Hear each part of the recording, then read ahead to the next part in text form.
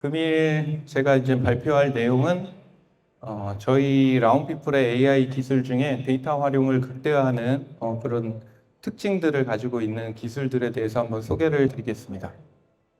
그럼 발표를 시작하겠습니다. 간단하게 저희 라운피플에 대한 소개 드리고요. 그 다음에 금일 핵심 내용인 이 기술 상세 내용들 크게 허들과 그 다음에 저희 소프트웨어 그리고 플랫폼 기술에 대해서 설명드리겠습니다. 그리고 저희가 이런 AI 기술들을 현장에 적용한 다양한 적용 사례들에 대해서 소개를 드리고 마무리하겠습니다. 저희 라운피플은 2010년도에 이제 창업을 했고요.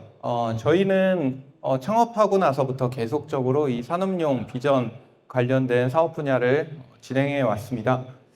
그리고 저희는 이제 2016년도부터 AI가 이제 산업에 적용될 수 있겠다라는 부분들을 주목하고요. 사실 누구보다도 빨리 국내에 AI 기술을 적용시키고자 이제 범용화된 소프트웨어와 그 다음에 다양한 솔루션을 제공해드리는 업무를 진행해 왔습니다. 그래서 현재는 AI 관련된 기술들을 중심으로 비즈니스를 진행을 하고 있고요. 2019년도에 코스닥 상장을 한 기업입니다. 크게 이제 저희는 계속적으로 AI 비전 기술 중심으로 사업을 하면서 여러 이제 특수한 어떤 그 도메인에 대해서는 이런 자회사 형태로 비즈니스를 세분화하고 있습니다.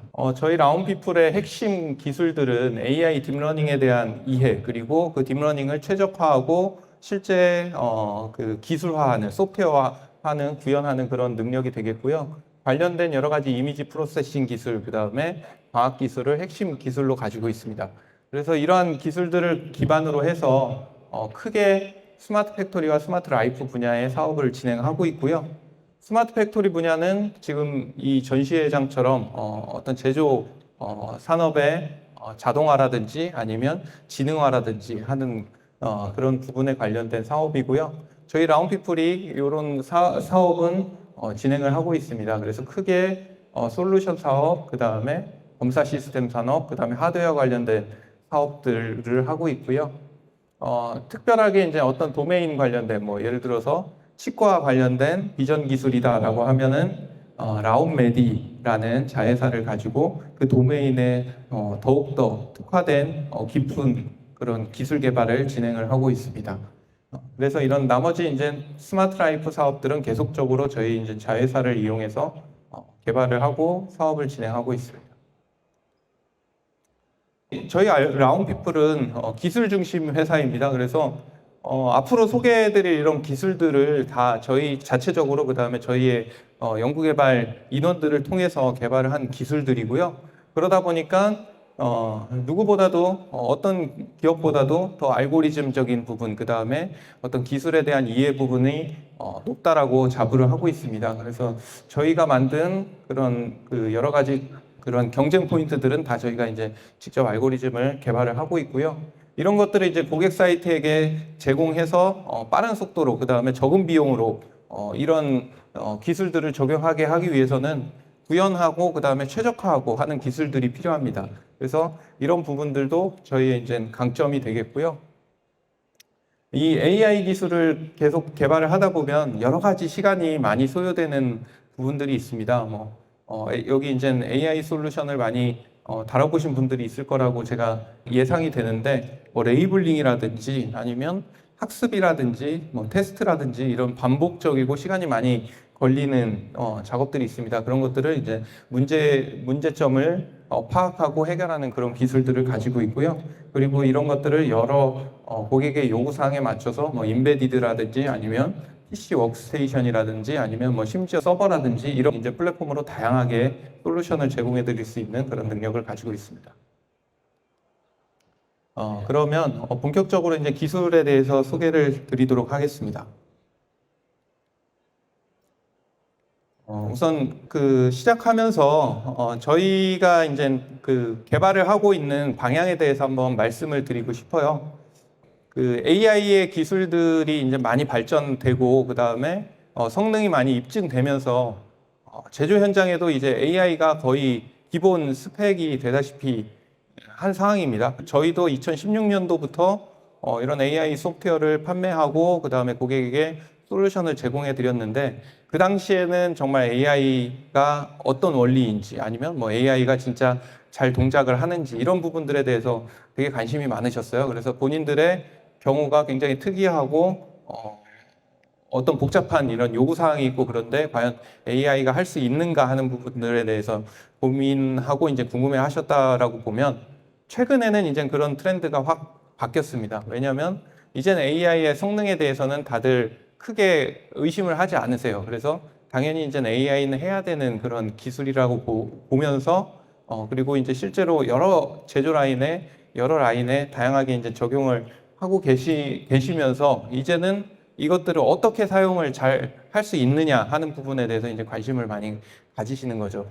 AI가 모델만 좋다고 해서 성능이 잘 나오는 게 아니거든요. 여러 가지 이제 관련된 요소들이 있는데 그런 것들을 어떻게 이제 잘 관리할 수 있느냐 하는 부분들에 대해서 굉장히 많이 이제 관심이 많으십니다. 그래서 몇 가지로 이제 나눠 보면 그런 관리에 대한 측면에서 몇 가지로 나눠 보면 우선적으로 데이터에 대한 부분이에요.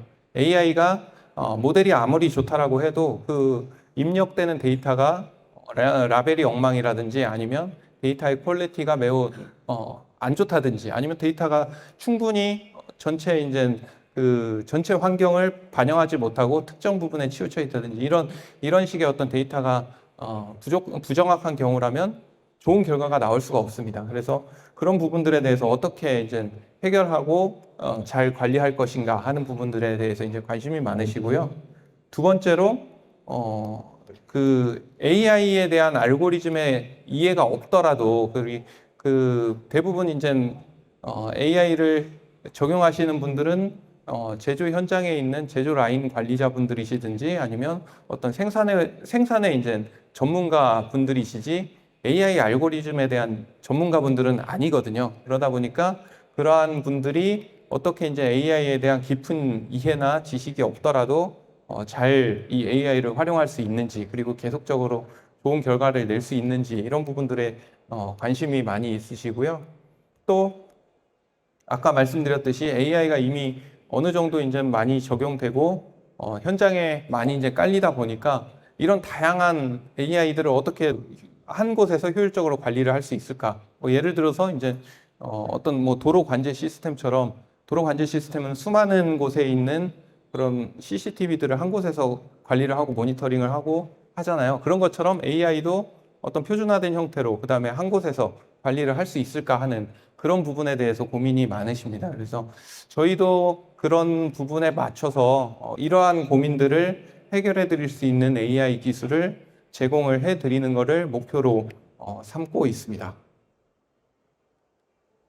그래서 몇 가지 이제 구체적으로 말씀드리면 과연 데이터를 효율적으로 사용한다는 게 어떤 부분을 고려해야 되느냐? 뭐 가장 쉽게 그 접하는 부분이 데이터가 내가 필요한 데이터는 한 10가지 종류의 데이터가 필요한데 그 중에 한두 가지만 데이터가 충분히 있고 나머지는 데이터가 별로 없다. 그래서 이렇게 데이터가 들쭉날쭉할 때 어떻게 할 것이냐 하는 그런 문제가 있을 수가 있죠. 대부분 뭐 POC를 시작하실 때, 프로젝트를 검토를 시작하실 때 이런 문제에 이제 봉착을 하시게 됩니다.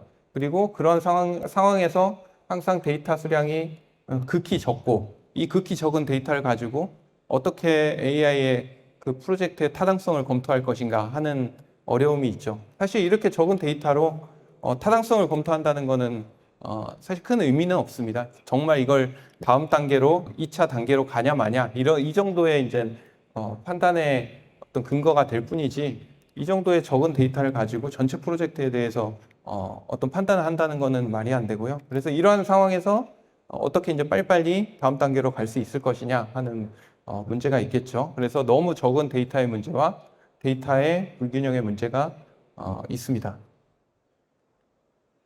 그리고 반대로 또 너무 많은 데이터의 문제도 있습니다. 앞의 경우에는 뭐 프로젝트를 처음에 검토 시작할 때 문제라면 이런 문제는 이제 프로젝트가 한 회차가 끝나서 현장에 AI가 적용된 뭐 이후라든지 이런 부분이라고 좀 볼 수 있을 것 같습니다. 그렇게 한번 예를 들어서 품질 검사를 하는 제조 라인에 AI 비전 검사 솔루션이 적용이 됐다. 그러면 그 제품의 생산량에 따라서 데이터가 쌓이게 됩니다. 근데 대부분의 데이터들은 거의 이 예시처럼 거의 동일해요. 거의 유사해요. 큰 차이가 없고 이 수많은 데이터에 그 편차가 거의 없습니다. 그러다 보면 이 데이터를 어떻게 쓸 것인가 하는 어려움이 있죠. 분명히 이 데이터 안에도 가치 있는 데이터는 숨어 있습니다. 분명히 하루에 뭐 수십만 장 쏟아지는 데이터 중에서도 가치 있는 데이터가 뭐 수십 개, 수백 개가 있기 때문에 그런 것들을 찾아내서 잘 써야 되거든요.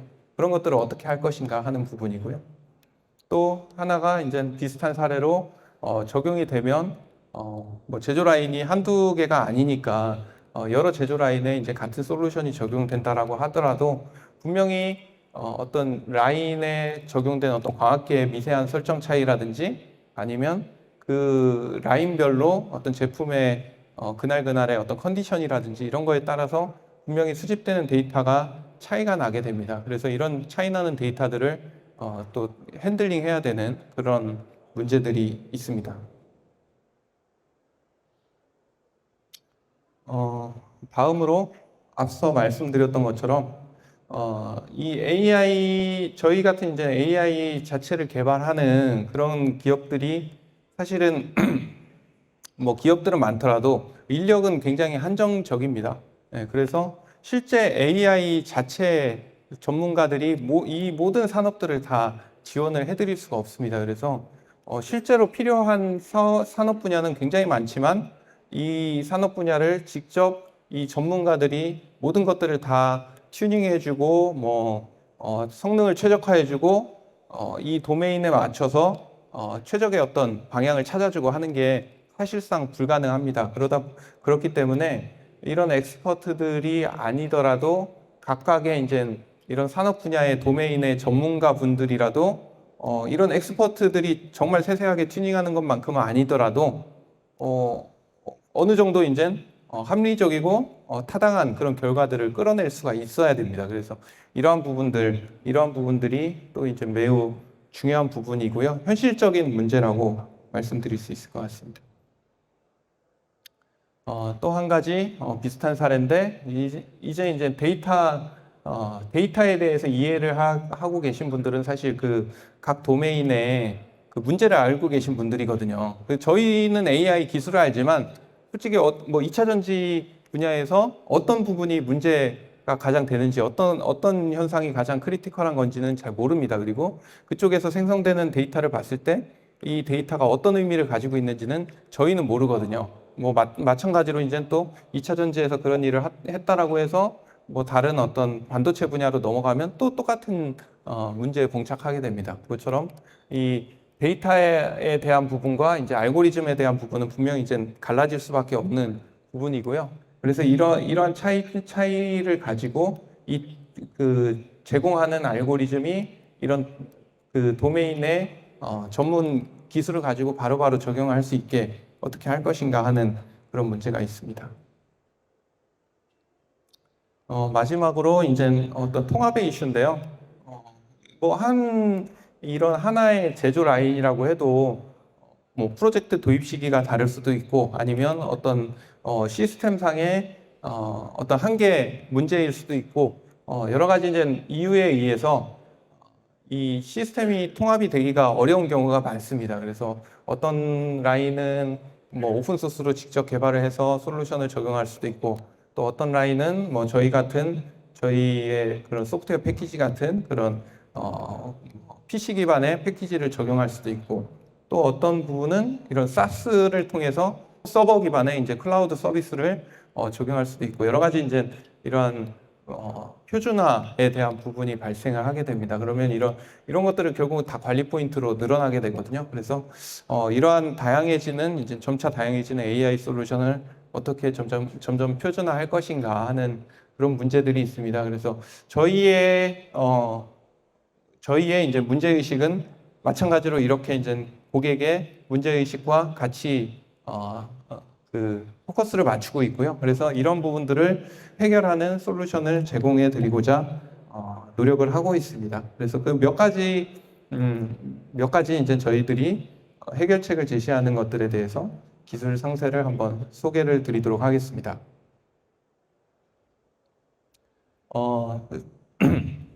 첫 번째로 저희가 앞서 말씀드린 것처럼 그 AI 솔루션에서는 AI의 모델만 중요한 게 아니고 데이터가 역시나 매우 중요한 요소다라는 거를 저희는 이제 인지를 하고 있고 이 부분을 이제 중요하게 보고 있습니다.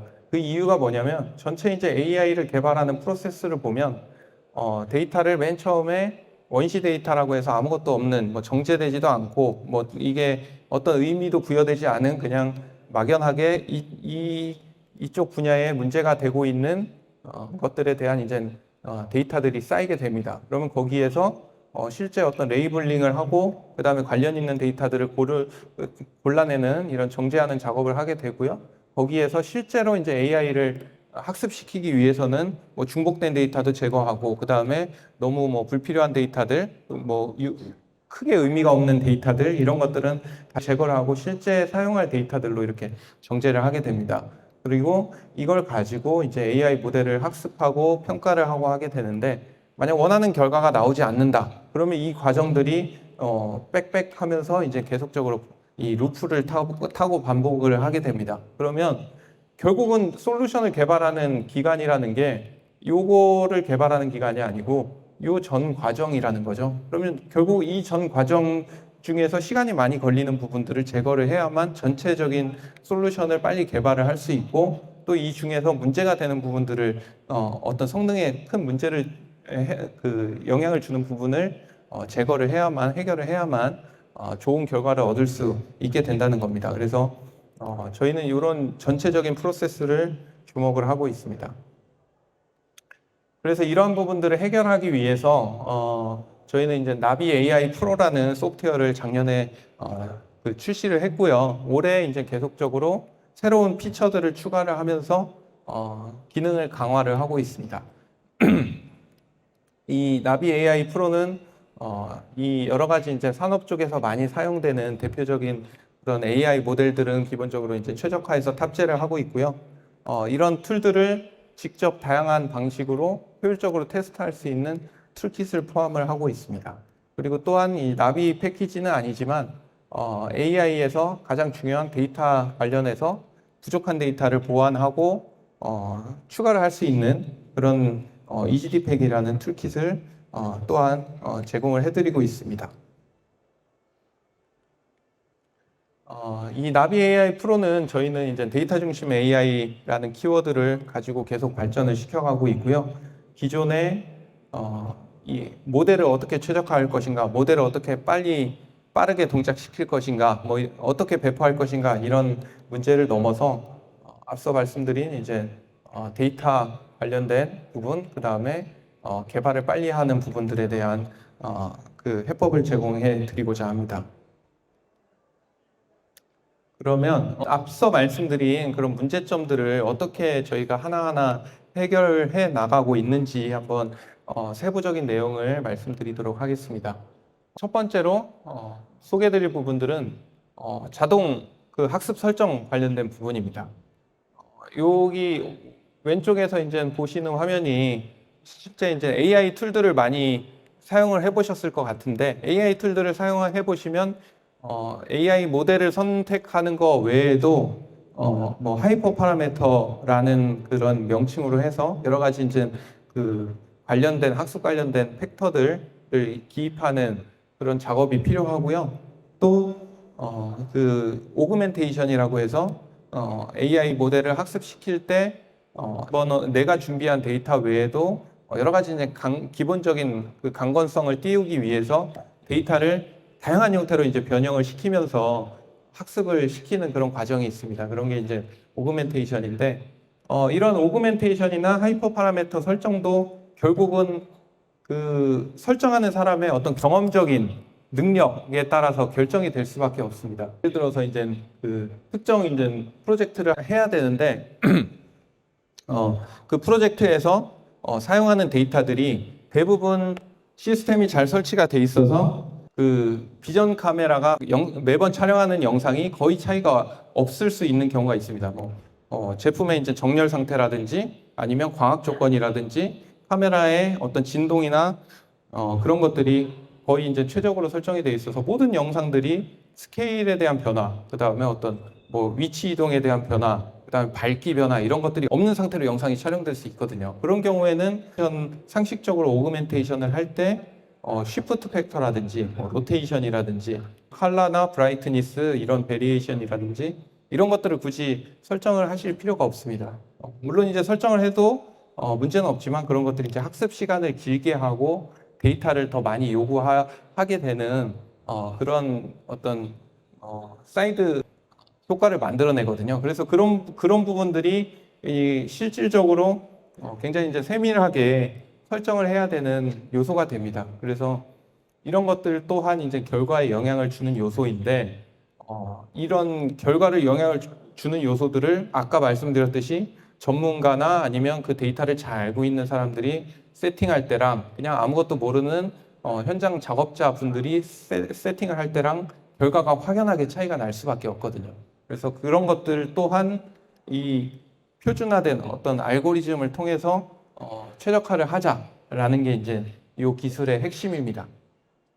그래서 기존에 이런 파라미터를 최적화하는 방법은 데이터에 대한 기본 지식을 알고 있는 상태에서 여러 차례 실험을 거쳐서 미세하게 이제 조정을 왔다 갔다 하면서 결정을 하게 되고요. 그리고 마찬가지로 이제 어떤 전문 지식이 없으면 좋은 결과를 얻을 수 없고 결과를 얻는다고 해도 과연 이게 정말 좋은 결과인가 의심이 들 수밖에 없습니다.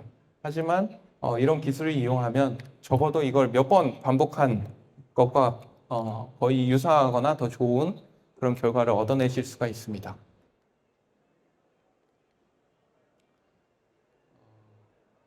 앞서도 잠깐 말씀드렸는데 AI는 사실 어떤 모델을 튜닝하는 과정이고 학습하는 과정입니다. 그러다 보니까 이 반복 작업이 빠질 수가 없습니다. 그래서 이 모델을 학습을 하는데 어떻게 설정을 하느냐에 따라서 결과가 달라지기 때문에 이거를 튜닝을 하려면 조금 바꾸고 학습하고 결과 보고 조금 바꾸고 학습하고 결과 보고 비교하고 이런 작업들을 하셔야 됩니다.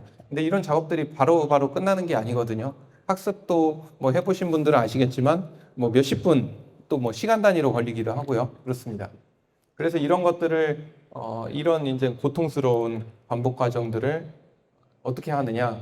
결국 이 데이터를 가지고 이런 그 학습에 관련된 여러 가지 파라미터들을 스스로 계속 바꾸고 평가하고 스스로 바꾸고 평가하고 하는 그런 탐색 과정을 내부적으로 자동으로 거치는 방식으로 이제 찾아내게 됩니다. 그러면 여기 이제 저희가 비주얼하게 예시를 뽑았는데 어떤 파라미터 같은 경우에는 이 찾는 과정에서 값이 이제 크게 변하기도 하고 큰 폭으로 이 레인지를 가져가기도 하지만 또 어떤 요소들은 거의 이제 변화 없이 거의 특정 값 하나로 고정된 채로 그냥 유지를 합니다. 이런 것처럼 큰 어떤 데이터에 대한 사전 지식이나 세부 이런 사실이 없어도 AI가 스스로 그 설정 값들을 다양하게 이제 시도하면서 최적의 값을 찾아내게 됩니다. 그래서 저희가 실제로 여러 이런 알고리즘에 대한 여러 실험을 해봤는데요. 여기 이제 보시는 것처럼 그냥 디폴트를 고정해 놓고 했을 때 그리고 이 아까 보여드린 이제 반복하는 과정을 5회 미만으로 하면서 크게 이제 최적화를 했을 때 그리고 데이터를 잘 보고 데이터에 대한 어떤 기본적인 전제 지식을 가지고 여러 번 정말 그 심혈을 기울여서 튜닝을 해서 결과를 만들었을 때를 비교하면 당연히 이쪽이 이제 높습니다. 하지만 저희가 하는 이런 자동 학습 설정, 이 오토파람 설정을 이용해서 하게 되면 이 설정하고 이 작업과 거의 유사하거나 더 좋은, 심지어 더 좋은 그런 결과들을 내고 있습니다. 그래서 여기 보시는 것처럼 거의 유사하거나 조금 더 좋기도 한 그런 데이터를 만들어내고요. 이런 것들은 이제 여러 알고리즘의 대해서 저희가 여러 알고리즘, 그 다음에 여러 도메인의 데이터에 대해서 계속적으로 평가를 하고 얻어낸 결과입니다. 물론 이런 시간은 뭐 이미지 사이즈나 수량에 이제 비례할 수밖에 없지만 분명히 이 시간은 그 직접적으로 반복하는 거에 비해서는 뭐 10배, 수배 이상 빠른 시간이고, 그 다음에 또한 중요한 게 이 어떤 최적의 결과를 쉽게 얻을 수 있다. 이 부분이 매우 중요한 부분입니다. 네. 그 다음에 말씀드리고 싶은 부분은 데이터에 대한 어떤 관리 측면의 기술입니다. 그래서 메타데이터라는 이름으로 저희는 이제 부르고 있는데요. 데이터를 관리하는 방식을 아예 이제 바꾸겠다라는 부분입니다. 뭐냐면 기존에 이제 프로젝트들을 진행을 하시면 대부분 데이터들을 이런 이제 어떤 폴더 형태로 구분을 하셔가지고 관리를 하실 거예요. 뭐 데이터의 어떤 특성들을 고려하셔가지고 폴더를 굉장히 세분화하고 그 폴더에 데이터들을 구분해서 집어넣고, 그 다음에 이 폴더 외에 이제 어떤 추가적인 그 메모나 코멘트를 남겨야 되면 이런 별도의 이제 뭐 엑셀 문서라든지 다른 어떤 문서들을 통해서 이런 부가 정보를 남기게 됩니다. 근데 이럴 때 이제 그 문제가 뭐냐면 이렇게 이제 처음에 만들 때 심혈을 기울여 만들어도 이렇게 만든 데이터를 또 다른 사람한테, 내가 이제 만든 사람이면 다른 사람한테 넘겨주는 순간 그 사람은 이 데이터를 만지는 게 굉장히 부담스러운 일이 되고요. 또 자기가 이제 만든 데이터라고 하더라도 뭐 한 3개월이 지나거나 뭐 6개월이 지나거나 이렇게 시간이 지나고 나면 이 데이터에 대해서 본인도 이제 또 기억이 사라졌기 때문에 다시 관리하는 게 굉장히 어려운 일이 됩니다. 그래서 결국은 이렇게 관리하는 게 사람마다 특성도 다 다르고 방식도 다 다르고 시간에 따라서 그때그때 이제 어떤 생각에 의해서 하기 때문에 굉장히 이제 그 재활용되기 어려운 측면이 있습니다.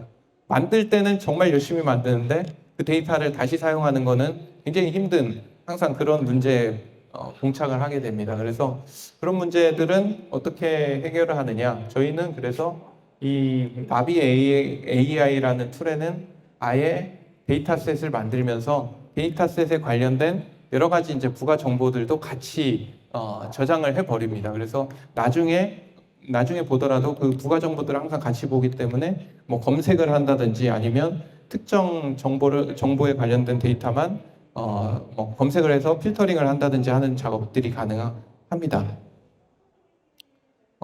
예를 한번 들어볼 건데요. 어떤 데이터가 수집이 되는 환경이 공장 라인도 여러 개가 있고 그리고 뭐 시간도 이제 특정 시간이 아니고 하루 종일 뭐 낮밤 가리지 않고 수집이 되고, 그 다음에 수집 방식도 어떤 그 자동화된 수집 방식도 있으면서 뭐 특정 작업자들이 수동으로 수집하는 경우도 있고, 그 다음에 데이터의 내부에는 뭐 크리티컬, 비크리티컬, 뭐 그 다음에 뭐 이게 한도성인지 뭐 이런 정보들이 막 다 많이 필요하다, 이런 경우가 굉장히 이제 흔히 발생하는 경우잖아요. 근데 이런 것들을 아까 그런 문서를 이용하거나 아니면 폴더를 이용해서 할 때는 좀 막막하고 어떻게 해야 될지 잘 이제 감을 잡기가 어렵습니다. 하지만 저희 그 툴을 이용하면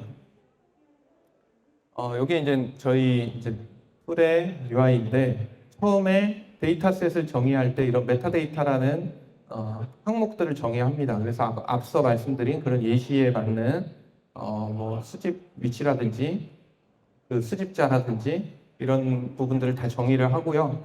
지금 여러 이미지들을 한꺼번에 올리면서 이 메타데이터 필드를 정의를 하고 있습니다. 그렇게 되면은 데이터를 올리면서 이런 정보들을 다 한꺼번에 입력을 할 수 있게 되고요. 그 다음에 이 입력된 데이터를 어떻게 활용을 하느냐.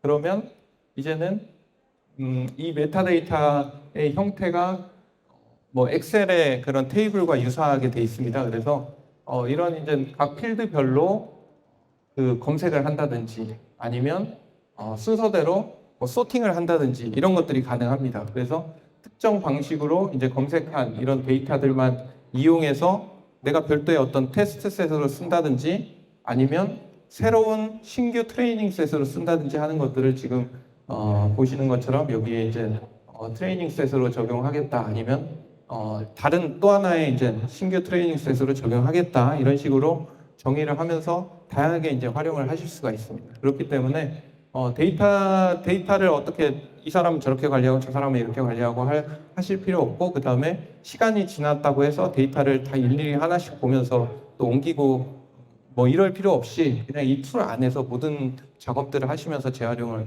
하실 수가 있게 됩니다. 이런 부분들이 이제 수집할 때 힘들게 수집한 이런 소중한 데이터들을 활용을 이제 극대화하기 위한 그런 방법이었고요. 지금 이제 말씀드릴 내용은 오토레이블과 액티브 러닝이라는 기술인데요.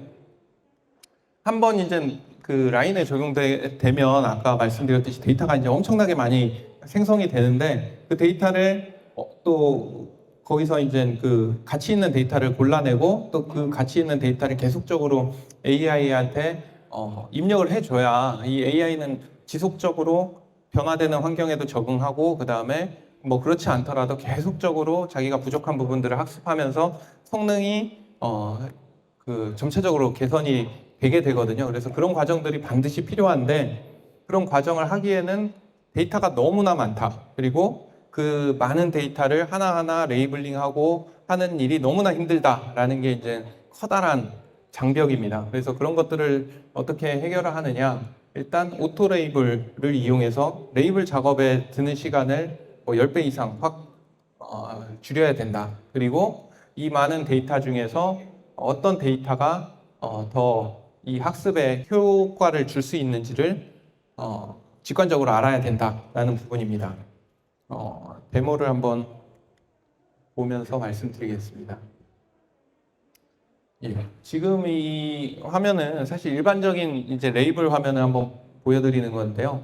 뭐 잘 아시다시피 방금 로 데이터를 한 4장 추가했고, 이 로 데이터를 여기 이런 이제 크랙 부분을 정의하는 그런 과정입니다. 근데 이제 보시는 것처럼 뭐 이렇게 레이블의 그 형태를 막 바꾸면서 마우스를 드래그하면서 작업을 해줘야 되는데 이런 작은 이미지를 하나 하는데도 이렇게 몇 초, 수초, 뭐 10초 뭐 이렇게 걸리고 이렇게 큰 영역이 나오면 여기를 막 이렇게 채워줘야 되는 그런 번거로운 작업들이 있습니다. 그래서 실질적으로 레이블링 하는 작업들이 굉장히 이제 힘들고 고난의 작업이 되는데 이런 부분들을 오토 레이블로 쉽게 해결할 수 있다는 겁니다. 지금 이제 보여드리는 부분은 오토 레이블의 이제 예시인데 동일하게 아까처럼 이미지들을 추가를 해보겠습니다. 추가를 해보면 메타데이터는 간단하게 설정을 하고요. 여기 이제 이렇게 아무 정보가 없는 데이터를 추가를 했는데 이 데이터에 대해서 지금 이제 그 레이블을 생성할 AI 모델을 방금 선택하는 작업이 지나갔고요. 선택하고 OK를 누르면 바로 이렇게 레이블이 생성이 됩니다. 물론 이 레이블이 100% 완벽하지는 않습니다. AI가 이제 그 생성한 거기 때문에 하지만 계속 반복해서 이렇게 색칠해야 되는 부분들에 대한 작업은 모두 다 제거하실 수 있고 아까처럼 이런 조금 수정해야 되는 부분들에 대해서만 다시 조금씩 수정하는 식으로 해서 이 레이블 추가된 것들에 대해서 변경하는 작업만 하면 간단하게 이제 레이블을 추가를 할 수 있습니다.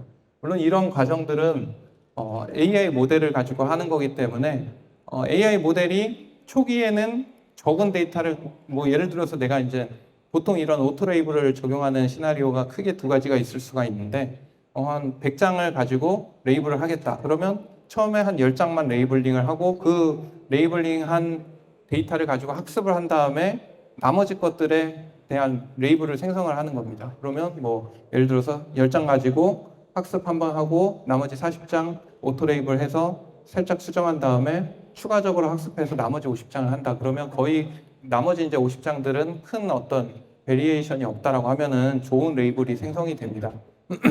그런 식으로 이제 초기에 할 수도 있고요. 아까처럼 한번 적용된 후에 레이블링을 한다라고 하면은 이미 굉장히 훌륭한 그 AI 모델이 있기 때문에 그 레이블의 결과는 매우 신뢰도가 높은 그런 결과가 생성이 됩니다. 그래서 간단하게 몇 가지의 이제 리뷰만 거친 다음에 빨리빨리 추가를 할 수 있기 때문에 시간이 뭐 저희가 생각하기에는 이미지가 많아지면 많아질수록 정말 많은 그런 시간 단축을 할 수 있고요. 다음으로 오토 레이블과 함께 한 가지 지표가 더 있습니다. 그 오토 레이블을 하는데 레이블된 결과를 사실 뭐 100장이면 100장을 다 일일이 리뷰를 한다는 게 굉장히 힘든 일이잖아요. 그래서 그 리뷰 작업마저도 이제 줄일 수 있는 부분입니다. 뭐냐면 지금도 이제 클래시피케이션의 예제로 레이블을 생성을 했는데 이 레이블 결과를 보면 저희가 이제 테스트를 해보면 실제 이 클래스의 결과는 99.9%의 정확도를 갖고 있습니다. 하지만 여기 보면은 이제 지금 이 컨피던스라는 값으로 역순으로 지금 소팅을 해서 보여주고 있는데 컨피던스 값이 낮은 값들이 있어요. 컨피던스라는 건 뭐냐면 AI가 내가 이러한 결과를 내는데 뭔가 좀 내가 아직 학습이 덜 돼서 좀 자신이 없어라는 거를 이제 지표로 나타내는 겁니다. 그래서 이러한 값들을 역순으로 소팅해서 이 낮은 값들 중심으로 레이블을 체크하고 그 다음에 학습에 재반영하는 과정을 거쳐주시면 됩니다. 그러면 내가 만장을 가지고 내가 만장의 데이터가 있더라도 실제로는 유의미한 한 100장의 데이터, 뭐 더 적은 데이터 이런 것들을 아주 손쉽게 뽑아낼 수가 있습니다. 그래서 그런 작업을 반복을 하게 되면 초기에 보여드린 것처럼 그냥 일반적인 랜덤 방식으로 하는 거에 비해서 훨씬 AI 모델의 성능을 더 빠르고 더 좋게 만들어내실 수가 있습니다. 예, 시간이 좀 많이 지나서 빨리 진행하도록 하겠습니다.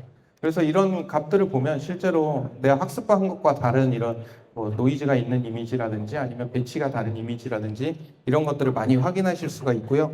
이런 데이터들 중심으로 학습을 하게 되면 훨씬 더 빠른 속도로 좋은 결과를 내실 수가 있습니다.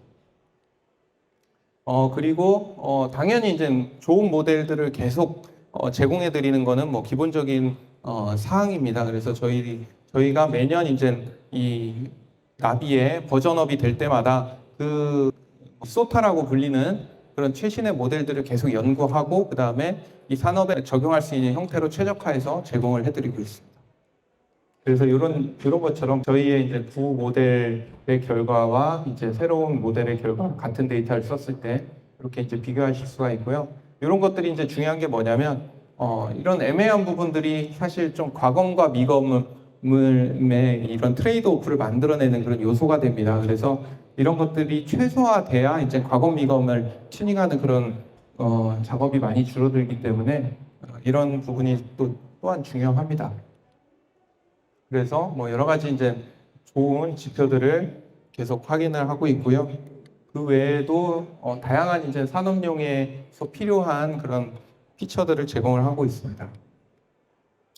또 한 가지 이제 그 나비 프로 말고 이제 이지디팩에 대해서 간단하게 말씀드리겠습니다. 이지디팩은 그 AI 모델을 가지고 어떤 정합성을 내는 게 목표가 아니고 AI 모델이 학습하기 위한 데이터를 만들어내는 데이터를 생성하는 게 이제 목적인 툴입니다. 그래서 앞서 보여드린 이미지처럼 이런 경우 분명히 이 데이터들을 이만큼 확보해야만 이 두 개의 이제 데이터를 구분하는 그런 과업을 잘 수행할 수가 있게 되거든요. 그래서 이런 것들을 그 수집을 통해서 정말 그 수동적으로 보완을 하려면 정말 많은 시간이 걸리고 언제 끝날지 모르는 일이 되는데 이거를 이제 이런 툴들을 이용해서 액티브하게 보완을 하겠다는 겁니다. 그래서 실제 이제 실험 결과 같은 걸 보면 마찬가지로 이런 데이터를 보완을 해주면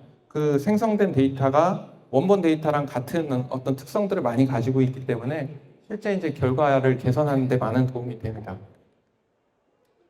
데모를 간단하게 보여드리면 지금 이제 여기 이제 자세히 보시면 요 하얀색 형태로 이제 디팩이 생성된 거고요. 원본 디팩은 이겁니다. 이런 디팩과 같은 특성을 갖는 디팩들을 뭐 위치와 형태를 마음대로 바꿔가면서 그리고 이제 배경에 대한 이미지도 마음대로 바꿔가면서 생성을 하실 수가 있게 됩니다. 그러면 이런 것들이 당연히 이제 가장 좋은 거는 오리지널 데이터가 가장 좋습니다. 하지만 오리지널 데이터를 수집하는 거는 너무나 많은 비용과 시간이 들기 때문에 이런 방식으로 이제 데이터를 보완하실 수가 있고요. 이것도 마찬가지로 초기 POC 단계에서 빠른 POC를 진행하거나 아니면 그 양산처럼 이제 현장에 적용했는데 아주 특정 케이스, 정말 드물게 나타나는 어떤 불량 유형들에 대한 데이터를 보완한다거나 하는 경우에 사용을 하시면 매우 유용합니다. 그리고 마지막으로 지금 나비와 그 ECD 팩은 이제 저희의 그 PC 기반의 패키지 소프트웨어인데 저희가 이제 이런 부분들을 결국은 그 여러 라인들에 대해서 통합적으로 관리하고 그 다음에 데이터를 표준화해서 관리하고 하기 위해서는 결국은 저희도 이제 고민하는 거는 어떤 말단의 한 개 포인트에서 끝나는 게 아니라 전체 시스템을 관장할 수 있는 서버와 서비스 개념이 필요하다라고 생각을 합니다. 그리고 지속적인 어떤 학습의 개념으로 들어가면 이게 단순히 어떤 말단의 그 인퍼런스의 문제가 아니고 이 인퍼런스에서 생성된 데이터가 중앙의 어떤 시스템으로 수집이 되고 그 수집된 데이터들이 다 한꺼번에 반영이 돼서 학습해서 각각의 포인트로 배포가 되어야만 진정으로 이제 관리가 된다라고 말씀드릴 수 있거든요. 그래서 그런 부분들을 하기 위해서는 결국은 이제 서비스 형태, 어떤 서버 기반의 형태가 유리하다라고 보고 있습니다. 그래서 이런 부분들은 저희가 계속적으로 준비를 해오고 있고요. 뭐 작년부터 이제 준비를 해서 일부 이제 특정 프로젝트에는 적용을 해서 시범 사업을 하고 있고 계속적으로 요구사항을 수집하면서 발전을 시켜나가고 있습니다. 그래서 앞서 말씀드린 이런 반복되는 과정, 배포 후에 다시 이 반복되는 과정을 위해서 표준화해야 되는 것들을 어떻게 할 것인가 하는 부분들을 고민을 하고 있고요. 그래서 이제 저희는 ML 자체도 이제 서비스로 제공을 해드리겠다라는 것을 목표로 하고 있습니다. 계속적으로 이제 저희가 그 사업을 하면서 아담스라는 이제 플랫폼 코드네임으로 제품명으로 사업을 하면서 여러 고객들한테 이제 니즈를 듣고 있고 그 다음에 요구 사항들을 듣고 있습니다. 그래서 그런 부분들을 이제 종합을 해보면 크게 이렇게 이제 한 10몇 가지의 요구 사항으로 정의가 되고 있고요. 당연히 이제 여러 사람들 혹은 뭐 큰 기업 단위 아니면 제조 공정 단위 이런 식으로 관리가 돼야 되기 때문에 여러 가지 이제 확장성이라든지 그 다음에 유연성이 가장 중요한 요소입니다. 그래서 그런 부분들이 플랫폼 형태로 제공이 돼야 되고 또 앞서 말씀드렸던 저희가 가지고 있는 이제 그런 피처들이 다 녹아 있어야 됩니다. 그리고 마지막으로 고객 사이트에서 직접 개발하고 반영하실 수 있는 그런 기능들이 필요하게 됩니다. 그래서 이런 부분들이 이제 저희 계속적으로 이제 발전시키고 있는 그런 플랫폼 기술이라고 보시면 될 것 같고요. 뭐 고객별로 다양한 시나리오를 저희가 시뮬레이션 하면서 이런 툴들이 유연하게 이제 적용될 수 있는지 확인을 하고 있습니다. 그래서 뭐 API 서비스라든지 이런 기본 기능이라든지 아니면 그 외에 이제 독립 소프트웨어랑 연계라든지 하는 부분들을 다 실험을 하고 있고요. 뭐 여기에서도 이런 플랫폼을 고민하고 계시는 분들이 있으면 저희랑 얘기하면 저희가 이런 부분들에 대해서 얼마든지 시스템에 대한 상담이라든지 아니면 플랜이라든지 이런 것들을 같이 또 쉐어해 드릴 수가 있습니다. 그래서 뭐 궁금하신 분들은 저희 부스 방문해 주셔서 얘기를 하셔도 됩니다. 그리고 가장 중요한 게 이제 제조 현장은 배포 방식이 클라우드가 아닌 경우가 굉장히 많습니다. 그래서 그런 부분들도 저희가 대응할 수 있도록 이런 플랫폼을 계속적으로 준비를 하고 있습니다. 예, 그 외에 이제 적용 사례고요. 빨리 퀵하게 마무리를 하도록 하겠습니다. 그래서 기존처럼 이런 알고리즘 레벨로 뭐 분량 검사, 뭐 유형 분류라든지 아니면 분량의 영역 검출이라든지 이런 것들은 당연히 이제 기본적으로 되는 요소들이고요. 그 외에 이제 어떤 그 제품의 형태를 보고 제품의 이제 퀄리티를 분석하는 그런 데이터를 뽑아내는 그런 작업도 할 수가 있습니다.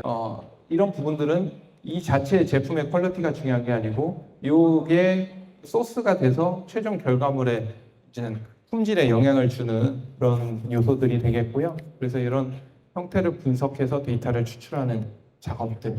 그리고 요거는 이제 아까 말씀드린 이지디 팩으로 이런 분량이나 뭐 이렇게 이제 없는 형태를 생성하는 케이스들이 있고요. 뭐 그 외에도 이제 표면 분량에 대한 부분, 그리고 이런 다양한 이미지 데이터에 대해서 유형을 분류하고 또 정합성을 분석하고 다시 한번 뭐 2차 필터링을 하는 그런 작업이 되겠습니다. 이것도 마찬가지로 기존의 이제 고객사의 데이터 기반으로 결과를 분석하고 클래스를 구분해서 신뢰도를 뽑아내는 그런 작업이 되겠습니다. 예, 여기까지고요. 예, 들어주셔서 감사합니다.